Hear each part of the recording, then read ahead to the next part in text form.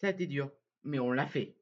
Eh bien, salut les fraudes, ici Léo et bienvenue sur SD Sport. Aujourd'hui, vidéo débrief du match entre la France et la Nouvelle-Zélande. Victoire de la France 30-29. Match qui aura été tendu pendant toute la rencontre. On va en parler. Mais avant ça, n'hésitez pas à liker, partager, abonner. Ça fait toujours plaisir. Merci à tous ceux qui étaient présents sur le live. On a vécu ce match ensemble. Vous les commenter.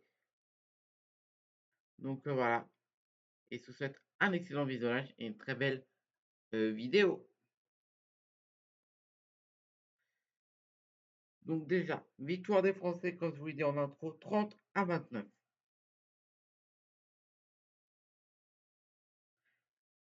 Donc voilà, franchement, première mi-temps, on va parler de la première mi-temps.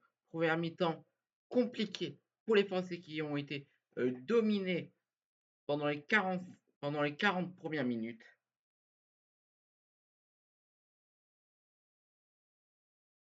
Donc voilà, franchement, c'est un match très compliqué pour les Français qui se sont vus afficher 2 essais en seconde période. Mais franchement, on a réussi à rester au contact des, des All Blacks à la mi-temps. On n'avait que 7 points d'écart à la mi-temps.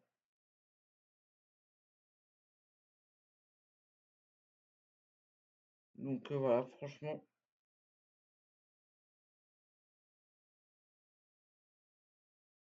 on a réussi à rester à chaque fois au contact, à pas trop prendre points d'écart.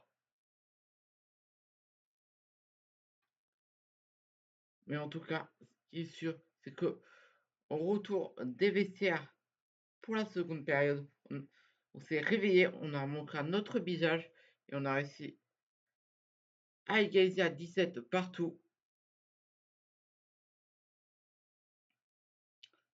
Donc franchement, c'était super. On va surtout parler du troisième essai.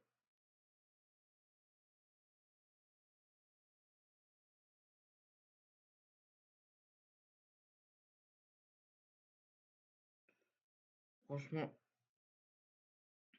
franchement,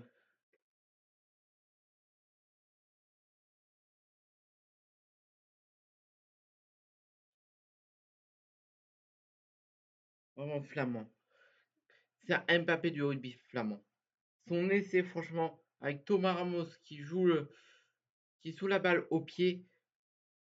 Diplo Flamand qui allait plus vite que les All Blacks. Franchement, c'était l'essai de Diplo Flamand pour donner l'avantage à l'équipe de France. C'était super bien. Franchement, il était magnifique. Donc voilà, franchement, Diplo Flamand, il a fait un super match. Antoine Dupont, on en parle. On va en parler, mais franchement, quel match d'Antoine Dupont aussi, franchement. Franchement, voilà. C'était super.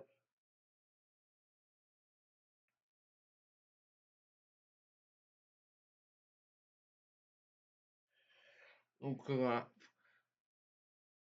franchement. Après, Thomas Ramos. Thomas Ramos, mais quel jeu au pied. 100% de réussite dans ce match où il fallait qu'il rate aucun jeu au pied. Il l'a fait. Franchement. Franchement, impeccable. C'est vrai qu'on a fait pas mal de fautes. Surtout, les fautes étaient surtout en face de nos poteaux. Donc c'est pour ça que les All Blacks ont aussi tout passé au pied parce qu'on leur facilité la tâche lors des pénalités qu'on concédait. Mais bon, on a quand même réussi à tenir, surtout en fin de match, quand les Blacks poussaient pour aller se rapprocher et peut-être tenter un drop. Tout ça, on a réussi à tenir pendant le temps additionnel pour éviter aux Blacks de nous battre. Franchement, on a super bien tenu, franchement.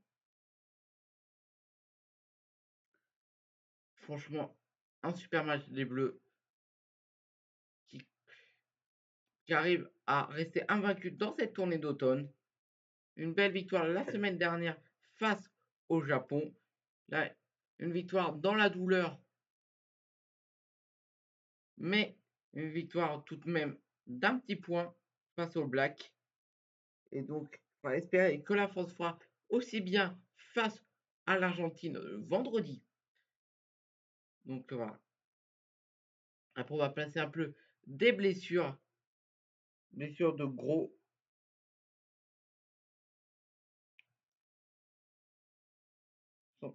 Jean-Baptiste Gros qui s'est blessé en tout début de match. J'espère que sa blessure n'est pas grave. J'espère qu'il pourra jouer face à l'Argentine. Mais ça, je pense que pour moi, je pense pas qu'il joue face à l'Argentine. On verra si il pourra combien de temps il sera disponible avec son club. C'est même plus dans les clubs illégaux. Donc voilà. Donc on verra, mais je pense qu'il faudra absolument le remplacer. Mais franchement, de toute façon, tous ceux qui sont rentrés ont fait un super match. Il n'y a aucun joueur qui a mal joué. Tout ça, c'était super.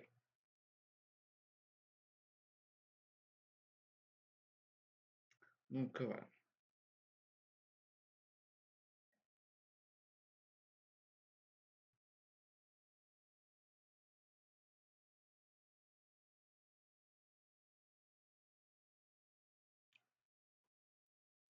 Donc voilà.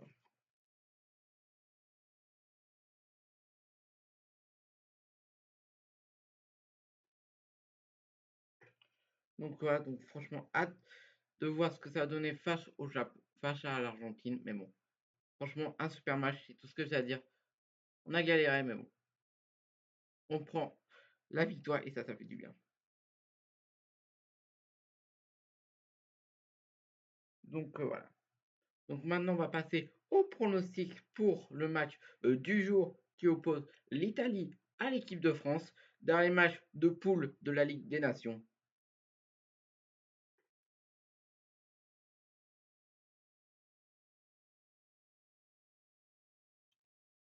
Donc je vais vous dire, est-ce que la France peut rêver d'une première place? Je pense pas.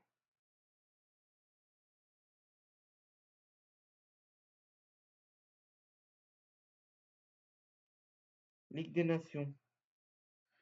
Donc voilà. On va voir ce que ça donne.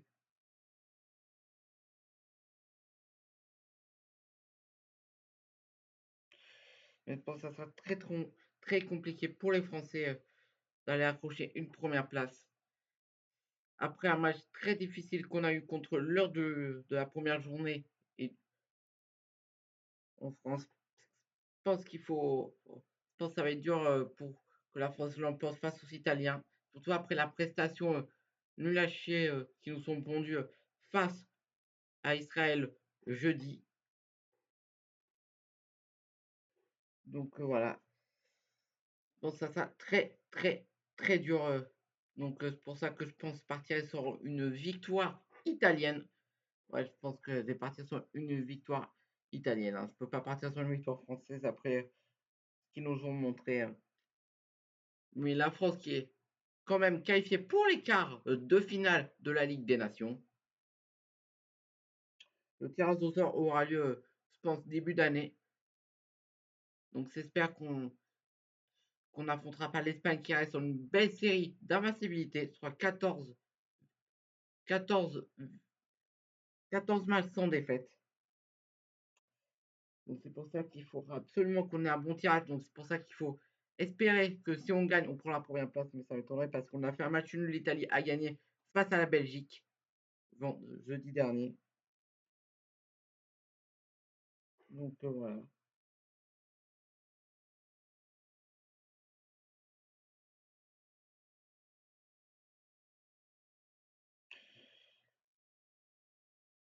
Donc voilà.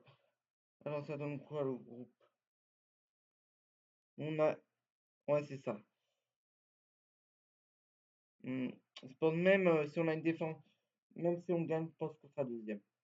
Ouais, on va être deuxième, on va être deuxième.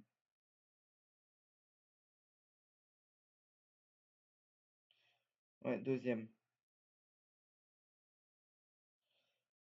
On va être deuxième. Quoi qu'il arrive, on est deuxième. Ouais. Donc voilà. Donc ça va être très très dur pour la France, hein. Donc c'est pour ça que je pars sur une victoire italienne 2-1. 2-1 pour l'Italie, malheureusement. Je partirai sur une victoire italienne. Pour moi, je vois mal la France l'emporter face à l'Italie après le match qui nous a complètement endormi face à Israël. Ouais. N'hésitez pas à me dire ce que vous en pensez, hein, de ce pronostic. Le seul buteur qu'on pourrait mettre en buteur. Que pourrait mettre en buteur?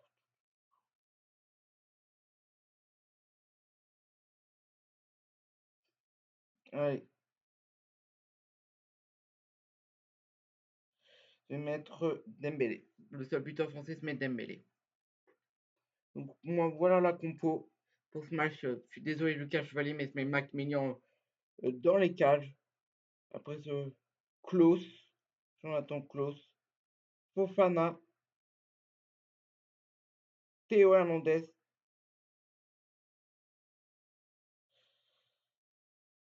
Saliba et Upamecano.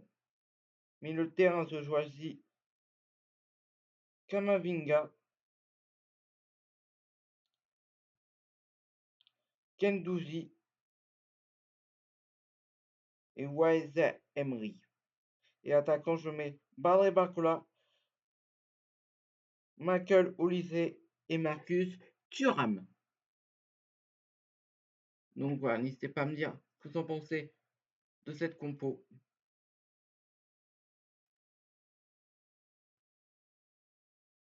Donc voilà. Donc voilà. De toute façon, voilà, je pense qu'avoir tout dit, hein. Je vous rappelle mon pronom 2-1 pour l'Italie. Donc voilà. N'hésitez pas, n'hésitez pas à liker, partager, abonner. Ça fait toujours plaisir. Et nous nous retrouvons ce soir pour le match France, enfin Italie-France. Donc voilà, je vous fais de très très gros bisous et je vous dis à la prochaine. Pour une prochaine vidéo, restez connectés. C'était LD, c'était Léo sur LD Studio, enfin LD Sport. Et je vous donne rendez-vous très vite. Et allez les bleus!